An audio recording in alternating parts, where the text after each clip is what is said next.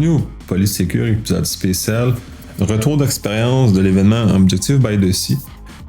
C'est le premier que je fais sur un premier retour d'expérience. Puisque j'ai commencé à avoir l'idée, puisque j'ai d'autres personnes qui le font, d'autres podcasteurs francophones. Et finalement, dans l'absolu, je trouve que c'est une bonne idée de partager un peu mon vécu de des événements. J'en fais vraiment beaucoup d'événements à travers la francophonie-ish, même pas à travers le monde finalement maintenant, puisque avec Objective by the Sea.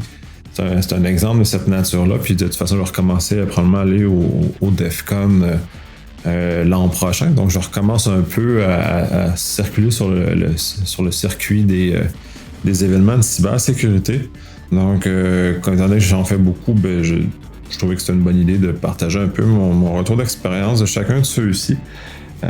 Puis de peut-être pas autant partager dans le contenu. Le but, c'est pas tout à fait d'aller dans cette direction-là, de reprendre le contenu. Mais peut-être des moments forts qui m'ont marqué davantage à ces choses-là. Fait que, bref, si vous aimez pas ça ou sautez les épisodes, je m'en sentirais pas vexé par rapport à ce genre de choses-là, mais je trouve quand même l'exercice est intéressant pour les gens qui s'intéressent peut-être à participer à ces événements dans l'avenir, parce que généralement, c'est des événements qui sont qui reviennent annuellement, ou dépendant peut-être, je vais citer aussi des événements qui sont plus mensuels. Bref. Cela étant, cet événement-ci, Objective by the Sea, c'est organisé par je ne dirais pas la compagnie, parce que c'est une compagnie à but non lucratif dans ce cas-ci, là, qui est Objective Sea, qui est essentiellement un événement de sécurité pour les Mac, ou l'environnement Apple de façon large, pas juste les Mac maintenant, là, l'écosystème est plus large que ça maintenant. Bref, qui est spécialisé là-dedans, basé sur justement le fait que la personne qui est en arrière de ça, elle-même a une compagnie-ish qui produit des logiciels de sécurité pour Mac. Et ces équipements, ces logiciels de sécurité-là sont en général gratuits ou en tout cas open source et tout. Donc, il y a comme une philosophie de don à la communauté qui est très, très grand. D'ailleurs, l'événement, il demande de payer si on ne paye pas. Moi, je paye à travers Patreon, dans lequel je fais une contribution mensuelle parce que j'utilise tous ces produits. Je lis ces livres qui met gratuitement disponibles en ligne. Donc, je me trouve nécessaire de recontribuer justement pour aider ce groupe-là à continuer à partager de l'information, mettre en place un événement, mettre tout ça en action. Fait que je trouve ça très, très pertinent. Donc, bref, c'est un peu l'approche qu'il y en est. Cette année, ils l'ont organisé en Espagne, dans une ville pas très loin de Barcelone. Je ne prononcerai pas le nom de la ville parce que c'est sûr que je vais écorcher le nom parce que mon espagnol est quitte au mieux médiocre. Donc, et d'ailleurs, c'était un des constats quand je me suis rendu là-bas. Je me suis rendu compte à quel point j'ai mais vraiment zéro capacité communiquant en espagnol. Puis ça, je me suis trouvé un peu poche de ne pas être capable de mieux me débrouiller que ça avec au moins le vocabulaire de base en espagnol. Puis le comprendre puis le parler, les deux, là, j'étais vraiment, je pourrais être qualifié une vieille chaussette sur ce genre de choses-là. Fait que, bref, note à moi-même, la prochaine fois que je vais aller dans un événement dans un pays que je ne parle pas la langue, je vais prendre au moins un mois d'avance, prendre des petits cours de la langue pour être capable de me faire comprendre et ne pas espérer que les personnes soient capables de parler anglais ou français justement pour m'accommoder, mais que je sois capable de minimalement me débrouiller. Fait que ça, c'est une note à moi, parce que c'est la première fois que je vais dans un événement dans un pays où je parle pas une des deux langues, une langue du pays, soit l'anglais ou le français. Donc, c'est un peu, pour moi, ça a été un enseignement assez important sur ce genre de choses-là. Somme toute, ça n'a pas nuit à mon voyage, tout ça, mais c'est juste ça a ajouté une petite friction supplémentaire dans laquelle je n'ai pas d'habitude quand je voyage ou quand je suis capable d'interagir plus librement avec les gens locaux, les gens qui sont sur place. Donc ça, c'est ça. Au-delà de ça, puis je vais commencer par en plus parler de la ville aussi, donc avoir parlé de l'espagnol. Le fait que c'était juste à côté de Barcelone, dans un très, très beau lieu, sur le bord de la plage, dans un bel hôtel, ça, c'était vraiment top. Le choix de l'emplacement est génial. Puis en plus, c'est un peu hors saison. Puis on était chanceux, il a fait beau. Fait qu'on était capable de ne pas être dans l'achalandage extrême que normalement, en haute saison, aurait pu. Et comme je suis arrivé à Barcelone direct, par un vol direct à Barcelone, j'ai passé un petit peu de temps avant, en amont de l'événement, justement à Barcelone, pour voir les lieux, voir ce que c'est, parce que c'est une très belle ville. Une ville à la fois qui recoupe beaucoup là, d'histoire et beaucoup de nouveautés en même temps. Fait que c'est un élément. Puis c'est pour moi une ville qui en termes d'architecture, est beaucoup plus proche de nos villes en Amérique du Nord. Donc, ce fait-là, l'organisation fait que je me retrouvais beaucoup plus facilement.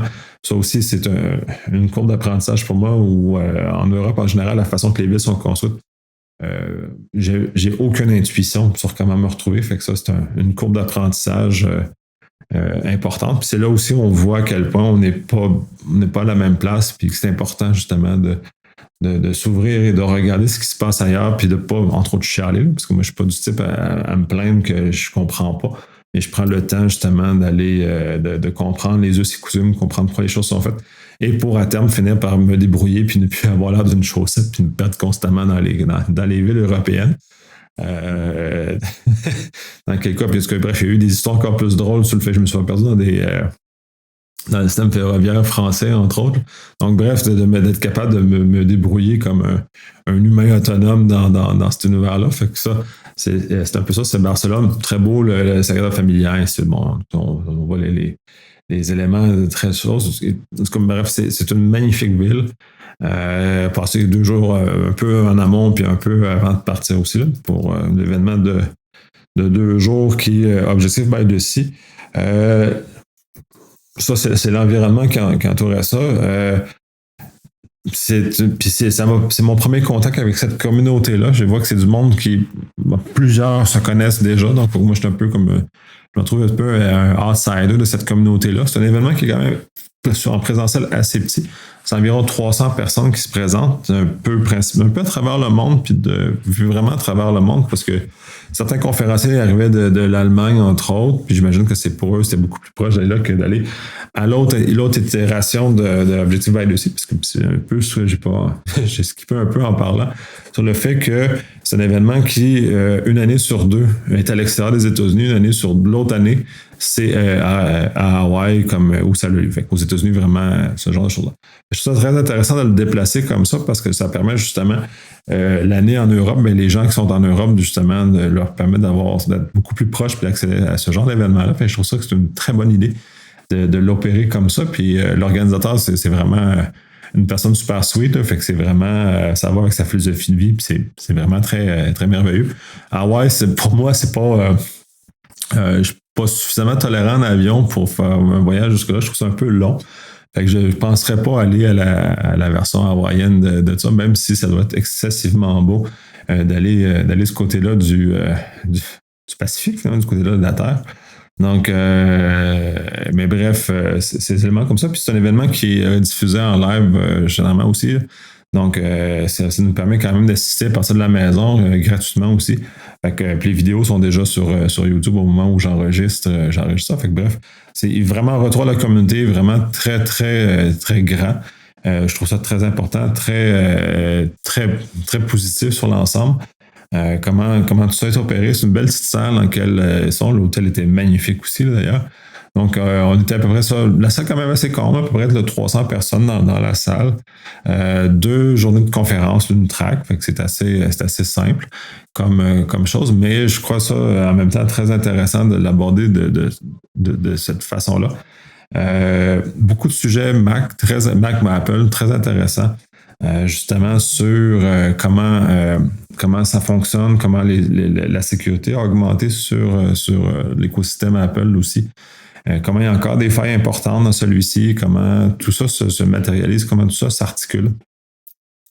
Étant donné que maintenant, l'écosystème, si on prend du téléphone, l'iPhone, l'iPad est quand même assez majeur, c'est quand même très important que ces recherches-là prennent place puis qu'il y ait justement une tribune pour leur permettre d'exprimer.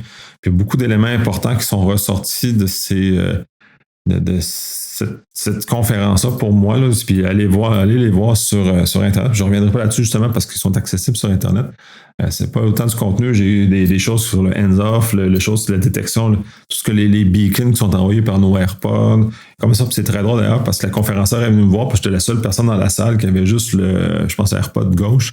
Fait qu'elle a regardé dans la salle, elle a vu ça, puis parce qu'il met le fait qu'il y a juste le gauche qui est dans l'oreille, l'autre est fermé. Fait qu'il s'annonce vraiment à ce point-là. Fait que c'est vraiment très particulier. Fait qu'à quel point c'est bruyant, puis c'est bruyant dans les façons qu'on ne s'attend pas. Dans ce cas-ci, c'est du Bluetooth. Fait que c'est super intéressant, l'approche, l'explication qu'elle a donnée, puis tous les éléments, puis le fait d'avoir décortiqué tous les éléments Bluetooth associés, puis tout ce qui était là. Fait que c'était super intéressant. Il y a eu aussi une personne du Mitre, du Mitre, pas du Mitre, du Mitre qui était là. Et justement, il est venu parler du volet Mac, comment il allait tout dans le Mitre Attack, comment monter ça. Puis l'élément intéressant de cette conférence, je ne sais pas si ça ressort dans les vidéos qui ont diffusé, c'est une question d'un participant, puis elle est très, très, très pertinente, très parlante. Et celui-ci a demandé si elle est répertoriée dans le Mitre Attack toutes les stratégies des Red Teamers. Et la réponse a été non, parce que c'est trop épeurant ce que les Red Teamers font. Et les Red Teamers vont aller dans des zones qui sont très différentes et pas dans le même axe que les vrais attaquants. Parce qu'on n'est pas exactement dans la même réflexion et pas avec maintenant les mêmes moyens financiers. En général, là, on s'entend, les attaquants étatiques, eux, vont peut-être imiter ce genre de choses-là, ou vont prendre des stratégies qui sont dans l'absolu différentes parce que la stratégie des Red Team est particulière à ce que c'est. Puis c'est justement, ça va plus loin pour ramener la sécurité des entreprises à un niveau plus élevé. Fait que le Mitre ne sert pas à ce genre de choses-là. Mais bref, ça a été super intéressant, ce genre de choses-là. Il y a eu quelques cas où on était capable de contourner. On expliquait comment contourner les contrôles de protection à la vie privée qui sont inclus dans le Mac maintenant. C'est-à-dire comment aller accéder à tous les fichiers, accéder à ce genre de choses-là sans trigger l'alerte qui demande que le logiciel ait les accès, et ainsi de suite. C'est très intéressant de voir, mais en même temps, voir aussi comment Apple a évolué là-dedans puis a avancé, parce que dans ses premières versions, c'était très rudimentaire. Puis ça. Puis on constate qu'ils ont fait beaucoup de choses, pas autant le TCC, mais le volet aussi en dessous le flag pour les fichiers qui sont downloadés, qui nous avertissent qu'on est arrivé d'Internet puis comment le contourner. Fait que c'est toutes des structures qui ont été boltées par-dessus le système de base qui était un système BSD dans ce cas-ci. Fait qu'ils ont étendu un système, donc il y a encore des failles qui ont été cessées aussi d'ailleurs. Ils ont toutes des faiblesses parce que les systèmes sous-jacents, des fois, laissent passer des choses qui sont inattendues. Fait que c'est de voir comment l'évolution de ça va se faire dans le temps. Puis à terme, j'aimerais ça de voir aussi qu'ils retournent un peu à la communauté ces éléments-là pour que tout le monde puisse bénéficier d'un certain nombre d'éléments qui s'ensuivent. Aussi, le keychain, on fait une démonstration à quel point on était capable d'aller lire des choses bizarres. Et dans ce cas-ci, c'est Microsoft qui a été mis en défaut. Comme quoi, ils stockent des informations en clair dans le keychain qui ne devraient peut-être pas stocker en clair, mais est-ce qu'il y a des raisons? C'est à voir si ça va évoluer, s'ils vont le changer. Puis aussi, il y avait des gens de Microsoft qui étaient présents aussi. C'est très intéressant parce qu'on parlait de tout le volet Azure AD, comment l'écosystème Microsoft M365 permet justement d'accueillir des Macs et comment ceux-ci peuvent justement interagir de façon sécuritaire dans cet environnement-là. C'est aussi très intéressant parce que pour beaucoup d'entreprises, maintenant, on a de plus en plus de flottes de Mac, donc il faut en tenir compte dans les choses.